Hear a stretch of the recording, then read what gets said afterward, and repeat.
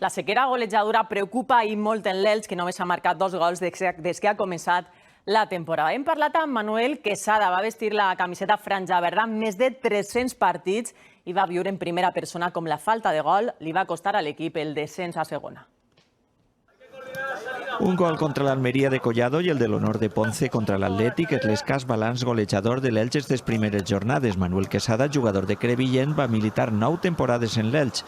Ell va viure el desitjat ascens a primera en la temporada 84-85.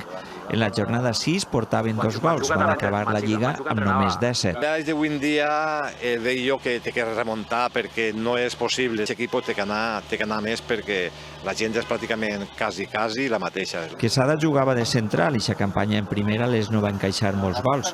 Va rebre 2 golejades, les del Barça i el Madrid.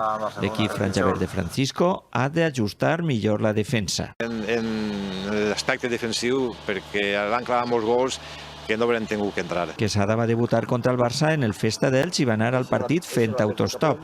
Una època totalment diferent a la d'ara. Ells ja no és el que era, ells eren dels licitants, els directius eren patronos, eren presidents i se llevava més. Ara això ja s'ha tornat un poquet més de negoci. Tot i el mal inici, Quesada confia que l'Elx es mantindrà en primera.